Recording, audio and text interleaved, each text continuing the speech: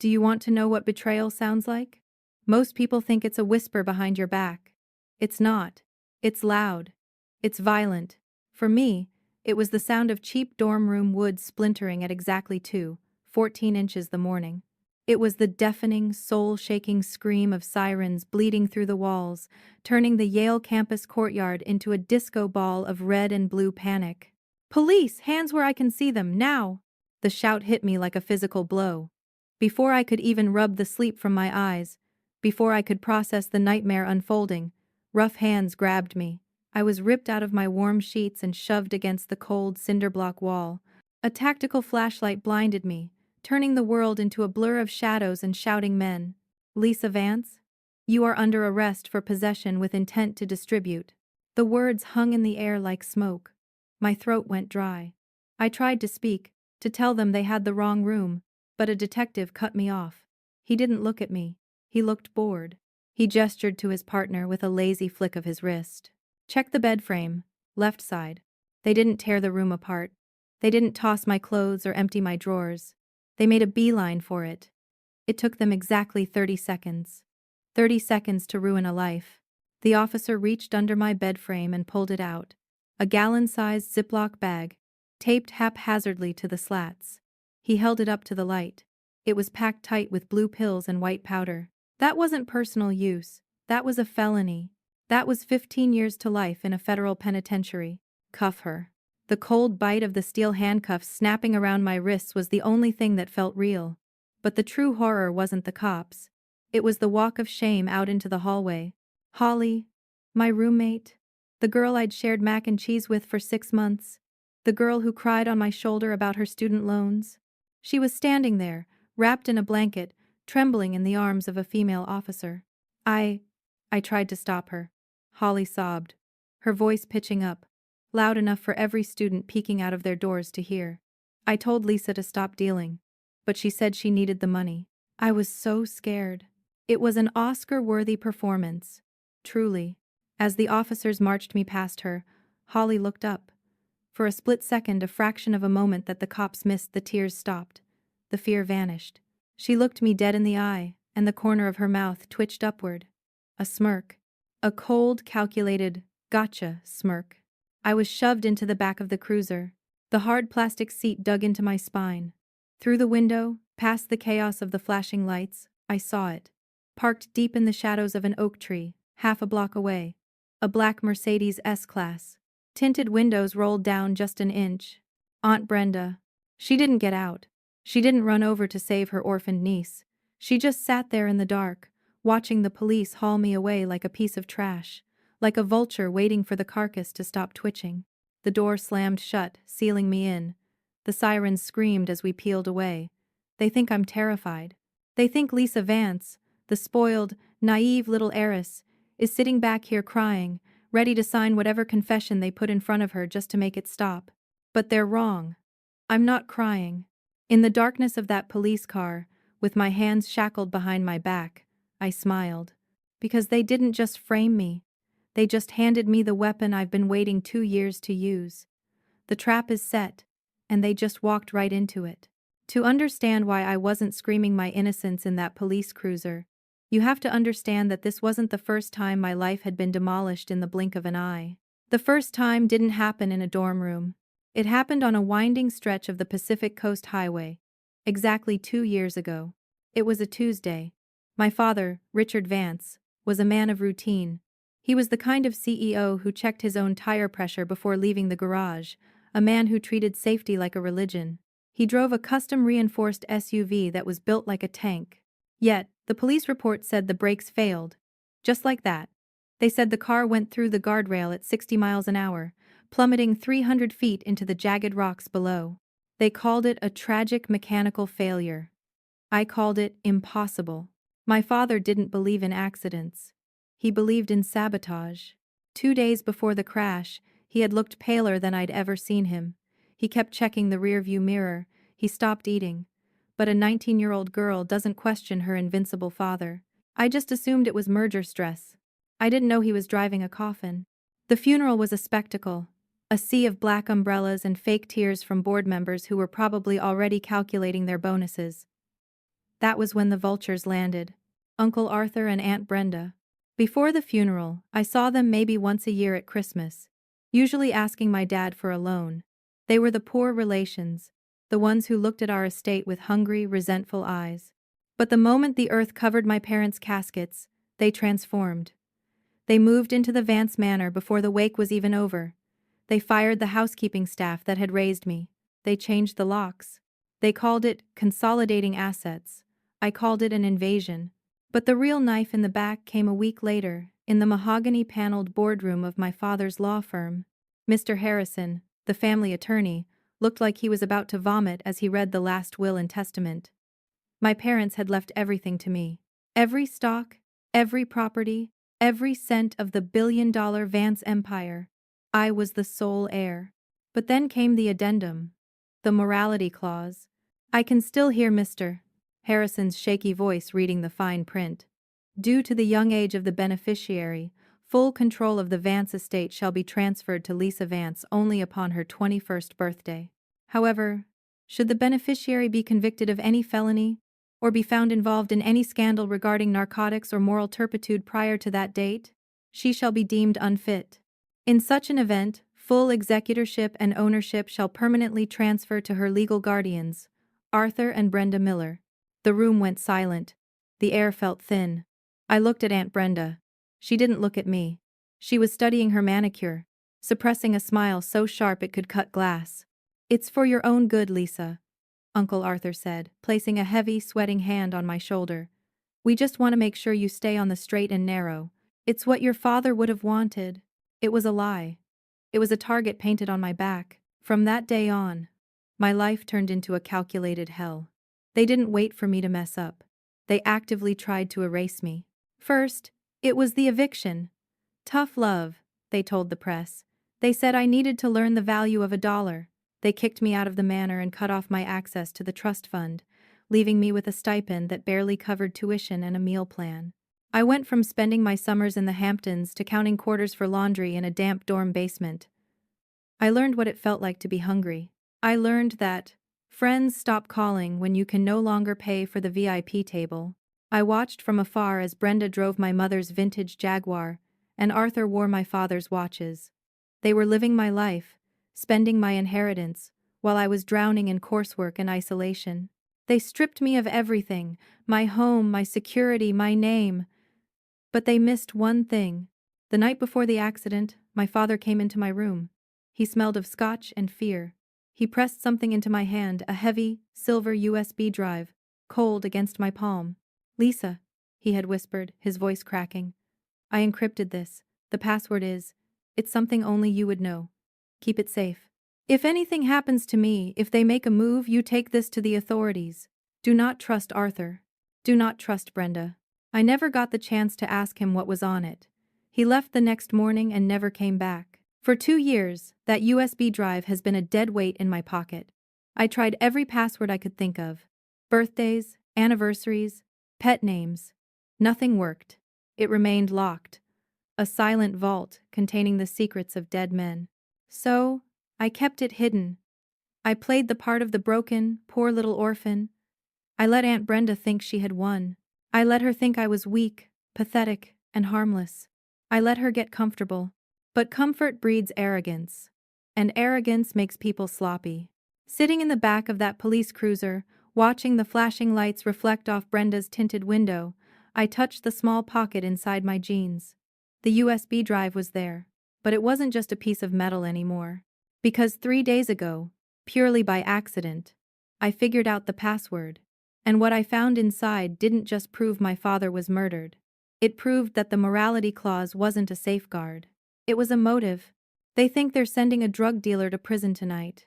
They have no idea they're actually locking themselves in a cage with a lion. The past is dead, Aunt Brenda. But I'm very much alive. They say the devil doesn't come to you with a red face and horns. He comes to you as everything you've ever wished for. In my case, at my lowest point, the devil came to me wearing thrift store cardigans and carrying a $2 cup of gas station coffee. Her name was Holly. When I was exiled from the Vance estate, stripped of my title and my credit cards, I arrived at the dorms, feeling like an alien. I was a girl who had never done her own laundry, suddenly thrown into a concrete box with a stranger. I expected judgment. I expected to be the rich girl who lost it all, the campus punchline. Instead, I got a sister. Holly was perfect. She wasn't intimidated by my last name, and she didn't pity my situation. She was a scholarship kid from Ohio, working 2 campus jobs just to afford textbooks. She taught me how to budget for ramen noodles. She showed me which dryers in the basement didn't eat your quarters. On nights when the loneliness of losing my parents felt like a physical weight on my chest, Holly would sit on my bed, listening to me cry until 3 a.m. "We're in this together, Lisa," she would say, squeezing my hand. "Us against the world. You'll get your inheritance back, and I'll pay off my student loans, and we'll both be free." I clung to her. She was my anchor in a storm. I trusted her with things I didn't even tell my therapist. I told her about my nightmares. I told her about the USB drive I couldn't open. I told her exactly when the morality clause expired. I was so desperate for connection that I ignored the little things, the glitches in the matrix. It started about 3 months ago. Small things. I would come back from class and find my papers slightly shuffled on my desk. Not messy, just moved. A millimeter to the left. A drawer not closed as tightly as I left it. Then there were the questions. At first, they seemed like casual curiosity, but looking back, they were interrogations disguised as girl talk. "So, the lawyer said exactly the 21st birthday, right?" she asked one night over pizza. "Like, is there a grace period? What happens if you get a parking ticket? Does that count?" "It has to be a felony, Holly," I laughed. "Or a major scandal. Why are you so worried?" "Just looking out for you." She smiled. But her eyes didn't smile. They were calculating, like a predator measuring the distance to its prey. The feeling of being watched started to itch under my skin. My phone battery started draining faster than usual, hot to the touch even when I wasn't using it. I felt paranoid. I told myself I was becoming like my father holed up in a tower, suspecting everyone. "Holly is your friend," I told myself. "Don't ruin the one good thing you have left." But intuition is a funny thing. It screams before you even see the danger. The breaking point came last Tuesday. I had a migraine, a blinding, splitting headache that sent me home from economics early. I didn't stomp down the hall. I walked softly, trying not to jar my head. When I got to our room, the door was unlocked. I opened it quietly. Holly was there. She was standing by the window, her back to me, phone pressed to her ear. Her voice was different. Gone was the bubbly, supportive best friend. In her place was something cold, professional, and terrifyingly transactional. I froze. Instead of announcing myself, I stepped back into the shadow of the doorframe and held my breath. "No, Brenda, listen to me," Holly hissed into the phone. "Brenda." My blood turned to ice. "She's getting suspicious," Holly continued, pacing the small room. "She's asking about the weird clicks on her phone. We need to accelerate the timeline." "Yes. I know what's at stake." I checked her schedule. "She has finals next week. She's stressed. She's vulnerable." She paused, listening to whatever poison my aunt was spewing on the other end. Then Holly laughed. It was a dry, ugly sound. "Don't worry about the morality clause. I've been planting the seeds for months. Everyone in the dorm thinks she's partying too hard to cope with grief. The narrative is set. I just need the package." "Yes. Tonight. And Brenda? Make sure the transfer hits my account by morning. I'm not ruining a billionaire's daughter for free. I have loans to pay." I stood there, paralyzed. My entire world fractured. Every shared meal, every hug, every secret I had whispered in the dark. It was all an operation. She wasn't my friend. She was a mercenary. A paid actress, in a tragedy written by my aunt. I wasn't a person to her. I was a paycheck. I wanted to burst into the room. I wanted to scream, to grab her by the hair and smash her phone against the wall. I wanted to ask her how. How could she look me in the eye every morning and lie? But then, my father's voice echoed in my head. "Do not trust anyone." If I confronted her now, she would deny it. She would warn Brenda. They would change the plan, find a new angle, something I couldn't predict. They would just attack me from a different shadow. No. I slowly backed away from the door. My heart was hammering against my ribs like a trapped bird, but my mind was suddenly crystal clear. The sadness evaporated, burned away by a white-hot rage I didn't know I possessed. I walked down the hall to the communal bathroom, locked myself in a stall, and sat on the floor. I let myself cry for exactly 60 seconds. I mourned the friendship that never existed. I mourned the naive girl who thought the world was fair. Then, I wiped my face. I stood up. I looked in the mirror. The girl staring back wasn't a victim anymore. You want to play a game, Holly? I thought.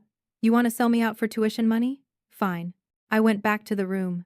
I opened the door loudly this time. Holly jumped, spinning around, hiding her phone behind her back. The mask slipped back on instantly. Lisa! She chirped, her eyes wide with fake concern. You're back early. How's the migraine? Can I get you some tea? I looked at her. I looked at the face of the enemy sleeping 3 feet away from me. I'm fine. I lied, forcing a weak smile. Just tired. I think I'm going to sleep early tonight. Good idea, she said, relaxing. Rest up. Big week ahead. She had no idea. I climbed into bed, turning my back to her. But my eyes were wide open. I wasn't sleeping. I was plotting. If they wanted a scandal, I would give them a show. But they were going to be the ones starring in it. There is a rule in chess. If you wait for your opponent to make a move, you are already losing. You have to force them to move. You have to make them so terrified of losing their queen that they leave their king exposed. I knew Holly and Aunt Brenda were planning to destroy me slowly. They wanted a gradual decline, failed classes, rumors of addiction. A slow burn that would make my disinheritance look like a mercy killing. I couldn't survive a slow burn. I didn't have the stamina. I needed to force them to go nuclear. I needed them to panic, because panic makes people sloppy. It was 4 p.m. on Tuesday. The sun was dipping low, casting long orange shadows across our dorm room. Holly was on her bed, highlighting a textbook, pretending to be the diligent student. I sat on my bed, phone in hand. My heart was hammering against my ribs, but my hands were steady. I dialed the number for the local automated weather service. As the robotic voice started listing temperatures, I began the performance of my life. Hello? Mr. Harrison, I said into the phone, my voice pitched high with feigned excitement. I paused, letting the silence hang in the room. I heard the scritch-scratch of Holly's highlighter stop instantly. You did, I gasped, standing up and pacing the small room. You found a witness? The mechanic who worked on my dad's car the day before the crash. I glanced at Holly in the reflection of the mirror. She was frozen. Her book was open, but she wasn't reading. She was barely breathing. Oh my God, I continued, injecting a tremor into my voice. He's willing to testify that the brake lines were cut? That changes everything. That's murder, Mr. Harrison. Yes. Yes, I have the original will. I'll bring it to your office tomorrow morning. We're going straight to the district attorney. We're going to lock them up. I hung up. I stood there for a moment, letting the heavy silence fill the room. Then I turned to Holly, flashing a frantic, ecstatic smile. Holly! You won't believe it. I'm going to be free. Everything is going to be over tomorrow. Holly looked at me. Her face was a mask of pale terror. She forced a smile that looked more like a grimace. That's amazing, Lisa. Wow. Tomorrow. Yeah, I said, grabbing my backpack. I need to go to the library. I need to print some documents. I'll see you later. I walked out of the room. But I didn't go to the library. I walked down the hall, turned the corner, and slipped into the utility alcove near the stairwell. It smelled of bleach and dust. I cracked the door just an inch, giving me a direct line of sight to my dorm room door. I checked my watch. 1 minute passed. 2. Then, the door flew open. Holly stumbled out into the hallway, phone pressed to her ear. She wasn't whispering anymore. She was frantic. She knows, Brenda. She knows about the mechanic. Holly hissed, pacing in tight circles right in front of my hiding spot. She's going to the DA tomorrow morning. No, we can't wait for the finals. If she goes to the cops, we're all dead. Do it tonight. Yes, tonight. Send the package now. I don't care about the risk. Just get it here. She hung up and ran back into the room. My stomach twisted. I had done it. I had pushed them off the cliff. But now, I had to survive the fall. I waited in that cramped closet for an hour. My legs were cramping, and my throat was dry. Then, I saw him. A guy in a dark hoodie, head down, walking fast. He didn't look like a student, he looked like trouble. He knocked softly on room 302. Holly opened the door immediately. No words were exchanged. He handed her a bulky black package. She handed him an envelope cash, undoubtedly. He turned and disappeared down the stairwell. Holly looked left, then right. The coast was clear. She ducked back inside. I pulled out my phone and opened the app connected to the hidden camera in my teddy bear. The feed loaded. The image was grainy in the low light, but clear enough. On the screen, I watched Holly kneel by my bed. She was wearing latex gloves, smart girl. She pulled a gallon-sized Ziploc bag out of the black package. Even on the small screen, I could see the blue pills. She taped it to the underside of my bed frame, checking twice to make sure it was hidden but easily discoverable if someone knew where to look. She stood up, peeled off the gloves, and shoved them into her pocket. She sat on her bed and exhaled. A long, shaky breath. She texted someone. Probably Brenda. It's done. I closed the app. A cold calm washed over me. The trap was armed. Now, I had to walk into it. I waited another 10 minutes to make it convincing. Then, I walked back down the hall. My footsteps echoed on the linoleum. Every instinct in my body screamed at me to run, to flee, to not walk into a room where a felony was waiting for me. But running would make me look guilty. Staying was the only way to prove I was innocent. I opened the door. "Hey," I said, breezing in. Library was packed. Holly jumped.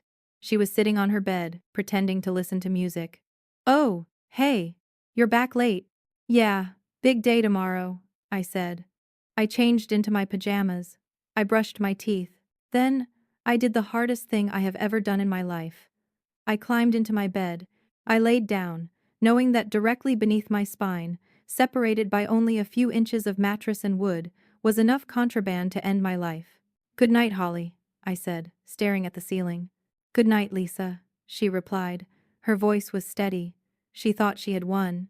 I lay there in the dark, listening to the clock tick. Tick. Tick. Tick. I wasn't sleeping. I was waiting. I was waiting for the sound of sirens. I was waiting for the sound of my life shattering. And for the first time in 2 years, I wasn't afraid of the dark. Because I knew that when the lights came on, I wouldn't be the one with nowhere to hide. Lying in the dark, listening to the silence of the dorm room, I wasn't just waiting for the police. I was guarding the 2 most dangerous items in the state of Connecticut. They say paranoia is a disease. I disagree. In my family, paranoia is a survival mechanism. It's an evolution. 2 weeks ago, when I first noticed my papers had been shuffled and my phone was acting strange, I didn't confront Holly. I went shopping. I didn't buy clothes or makeup. I bought a high-definition, motion-activated spy camera disguised as a button. I sewed it into the left eye of Mr. Paws, the raggedy old teddy bear sitting on my bookshelf. It was the bear my dad gave me for my 10th birthday. For years, Mr. Paws was just a stuffed animal collecting dust. Now, he was the only witness I could trust. While I was sleeping just now, Mr. Paws was wide awake. His plastic eye had captured everything in 4K resolution: the handoff at the door, the blue pills, the latex gloves, the phone call to Brenda. It was all there, stored on a micro SD card no bigger than a fingernail. That card was currently taped inside the hem of my jeans. That was my shield. It would prove I didn't put the drugs there. But a shield only protects you. It doesn't win the war. To win, I needed a sword. And that brought me to the second item, burning a hole in my pocket: the silver USB drive. For 2 years, that drive had been a paperweight. My father's encryption was military grade. I had tried every combination of numbers I could think of: social security numbers, anniversaries, addresses. Nothing worked. The drive remained a stubborn, silent monolith. But 3 nights ago, in the depths of a caffeine-fueled depression, I was staring at a photo of my dad. It was taken the day I was born.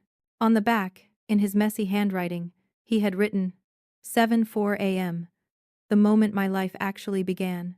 It hit me like a lightning bolt. My father was a sentimental man buried under a layer of corporate armor.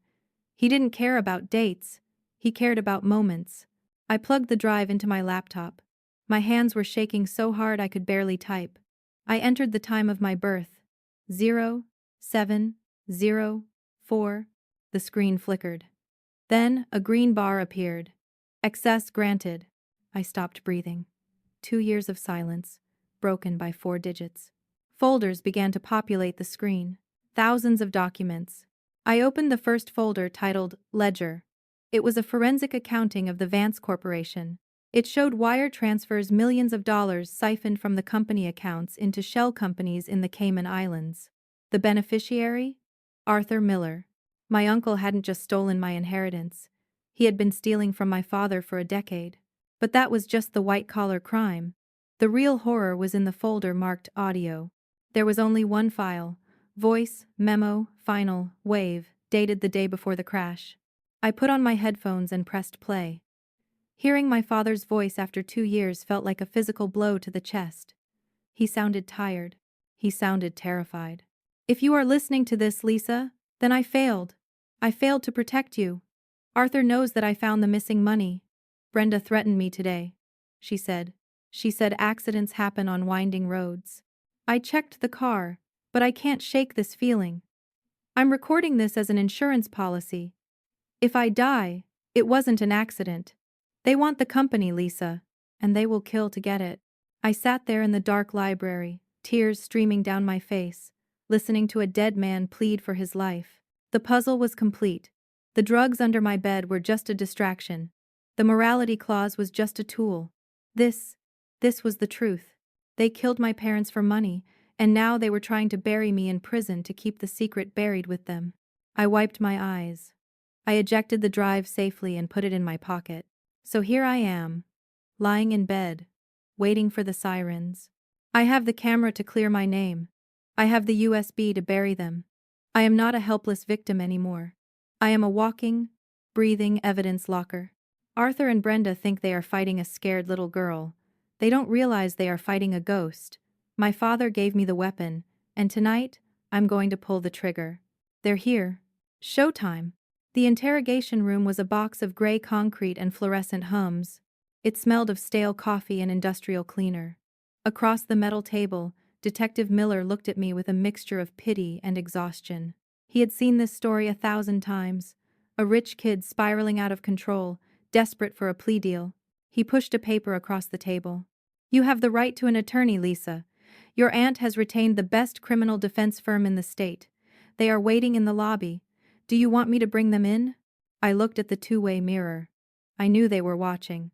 I could practically feel Aunt Brenda's gaze burning through the glass. No, I said. I don't want a lawyer. Not yet. Miller frowned. He leaned back, crossing his arms. You're facing 15 years, kid. This isn't the time to play martyr. I'm not playing martyr, I said, keeping my voice low and steady. I'm ready to confess. But I won't do it to a lawyer. I want to do it to my family. Bring them in. Bring in Aunt Brenda. And bring in Holly. I want to apologize to them face to face before you book me. Miller hesitated. It was unorthodox. But curiosity is a powerful thing, and I could see the gears turning in his head. He thought he was about to get a tearful, easy confession. He nodded and stood up. 5 minutes later, the heavy steel door buzzed open. Aunt Brenda swept into the room like she owned the police station. She was wearing a structured Chanel suit, her face composed into a mask of tragic disappointment. Holly trailed behind her, looking small and pale, her eyes darting around the room like a trapped animal. Oh, Lisa. Brenda sighed, the moment the door clicked shut. She didn't sit. She stood over me, radiating dominance. How could you? After everything Arthur and I have done for you? We gave you structure. We tried to save you from yourself. And this is how you repay us? By becoming a criminal? She shook her head, turning to the detective. I am so sorry, detective. We tried to get her help. We knew she was struggling with substance issues. But we never imagined she was dealing. It's the grief, you see. Losing her parents broke her. It was a masterclass in gaslighting. In 3 sentences, she had painted me as an addict, justified her control over my inheritance, and distanced herself from the crime. I looked at Holly. She was chewing her fingernail, refusing to meet my eyes. "Holly," Brenda snapped. "Tell the detective what you told me. Tell him how you tried to stop her." Holly flinched. She looked at me, her eyes filling with tears. "I'm sorry, Lisa," she whispered, her voice trembling. I tried to tell you it was dangerous. I told you I didn't want those drugs in our room, but you said you needed the money to buy your car back. I didn't want to turn you in, but I was scared." Detective Miller looked at me. "Well, Lisa? Is that how it happened?" I sat in silence for a long moment. I let the tension build until the air in the room felt thick enough to choke on. Then, I slowly leaned forward, resting my elbows on the cold metal table. "You know, Aunt Brenda," I said softly, "you almost pulled it off. You really did." Brenda's eyes narrowed. "Excuse me?" I ignored her. I turned to the detective. "Detective, in the pocket of the jeans you confiscated, there is a micro SD card. It was taped inside the hem. Did your team find it?" Miller blinked, confused by the sudden shift in my tone. "Yes. We logged it into evidence. We haven't viewed it yet." "I think you should view it now," I said. "Use your laptop, please." "What is this?" Brenda demanded, her voice losing its polished edge. "We don't have time for games." "She's high, detective. She's stalling." Miller ignored her. He opened his laptop, plugged in a card reader, and inserted the tiny chip. He turned the screen so we could all see. He clicked play. The grainy, high-definition footage from my teddy bear filled the screen. The timestamp in the corner read 7:45 p.m. 4 hours ago. The room went deathly silent. On the screen, there was no Lisa. There was only Holly. We watched as she opened the door to a man in a hoodie. We watched the exchange of cash. We watched her put on latex gloves. We watched, in excruciating detail, as she knelt by my bed and taped the black Ziploc bag to the frame. And then came the audio. We heard Holly's voice, clear as a bell. "Brenda, it's done. The package is secure. Call the cops. And make sure that transfer hits my account by morning. I'm not ruining her life for free." The video ended. For 3 seconds, nobody breathed. Then Holly let out a sound that was half sob, half scream. She collapsed into the chair next to me. "It wasn't me!" she shrieked, pointing a shaking finger at Brenda. "She made me do it! She told me she'd pay off my student loans! She said Lisa was going to lose the money anyway. So it didn't matter." "Shut up!" Brenda roared. Her composure shattered. Her face turned a violent shade of red. She lunged toward Holly, but Detective Miller was faster. He stepped between them, his hand resting on his holster. "Sit down, Mrs. Miller," he barked. Brenda straightened her jacket, her chest heaving. "This is entrapment," she spat. "That video is fake. It's deepfake technology. My niece is a computer genius. She manufactured this to frame me. You can't prove anything. It's the word of a drug addict against a respected member of the community." She turned her cold, shark-like eyes on me. "Nice try, Lisa. But you missed. You think a little video is enough to take me down? I am your guardian. I control the narrative. Who are they going to believe? The orphan with a history of instability, or the woman who stepped in to save the family empire?" I smiled. It was the first time I had smiled all night. "You're right, Aunt Brenda," I said. "A video might not be enough. That just proves fraud. That just proves conspiracy. It doesn't prove why." I reached into my pocket, or I would have, if I weren't cuffed. I nodded at the detective. "There is one more thing, detective. A silver USB drive. It was on my keychain. It belonged to my father." Brenda froze. The color drained from her face so fast she looked like a corpse. "Don't," she whispered. "I unlocked it 3 days ago," I continued, my voice gaining strength. "It contains 10 years of forensic accounting records, showing that Arthur Miller has been embezzling from Vance Corp. But that's not the worst part." Detective Miller plugged in the USB drive. He clicked the audio file marked insurance. My father's voice filled the interrogation room. It wasn't the strong voice of the CEO the world knew. It was the voice of a terrified man. "Lisa, if you're hearing this, they got to me. Brenda threatened me today. She said if I went to the board, accidents happen. She specifically mentioned the winding roads on the coast. Arthur tampered with the garage security cameras last night. I'm scared, Lisa. If I die, it wasn't an accident. It was murder. The recording clicked off. Brenda stood there, swaying. Her mouth opened and closed, but no sound came out. The arrogance was gone. The power was gone. All that was left was naked, primal fear. Detective Miller looked at Brenda. He looked at the laptop. Then he slowly unclipped the handcuffs from his belt. Brenda Miller, he said, his voice hard as iron. You are under arrest for conspiracy to distribute narcotics, fraud, and suspicion of first-degree murder. No! Brenda screamed. She lunged at me, her hands clawed like talons. You little witch. You ungrateful little. Two officers burst into the room and tackled her. They slammed her against the wall, the same wall they had pinned me against hours ago. As they cuffed her, she screamed a raw, ugly sound of a woman watching her life incinerate. Holly was sobbing into her hands, mumbling, I'm sorry, over and over again. I sat there, perfectly still. Detective Miller walked over to me. He unlocked my handcuffs. The metal clicked open, and the weight fell away. You're free to go, Miss Vance, he said quietly. We have everything we need. I stood up. I rubbed my wrists. I walked over to where Brenda was being held by the officers. Her hair was a mess, her Chanel suit rumpled. She looked up at me with pure hatred. You destroyed this family, she hissed. I looked her dead in the eye. No, Aunt Brenda, I didn't destroy anything. I just took out the trash. I turned my back on her and walked out the door. I didn't look back. Not once. The headlines called it the heiress trap. For weeks my face was plastered on every newsstand and Twitter feed in the country. But for the first time in 2 years, I didn't hide from the cameras. I didn't look down. I looked straight ahead. Justice, I learned, is a slow machine. But when it finally crushes you, it grinds you to dust. Holly took a plea deal. She testified against my aunt and uncle in exchange for leniency.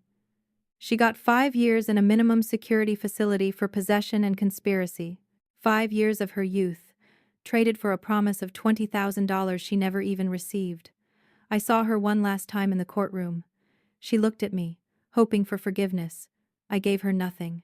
Betrayal doesn't get a second chance. As for Arthur and Brenda Miller, the jury wasn't as kind. The forensic accounting combined with my father's audio tape sealed their fate. It took the jury less than 2 hours to return a verdict. Guilty on all counts. First-degree murder. Fraud. Embezzlement. They received consecutive life sentences without the possibility of parole. They wanted to live in a mansion. Now they will die in a concrete box 6 feet by 8. With the conviction, the morality clause was immediately voided. The court ruled that my guardians had acted in bad faith, effectively stripping them of all legal standing. At 9 a.m. on Monday morning, I walked through the revolving doors of Vance Corporation. I wasn't wearing my college hoodie. I was wearing a black tailored suit. Security didn't stop me. They saluted. I took the elevator to the top floor. I walked into my father's old office, where Uncle Arthur had been sitting for 2 years. His pictures were already in the trash. I called an emergency board meeting. I looked around the table at the men and women who had turned a blind eye while my inheritance was stolen. You're fired. I didn't scream. I just said it. Security will escort you out. If you took so much as a stapler, I will sue you. By noon, the office was clean. That afternoon, I drove out to the cemetery on the hill. It was a clear day.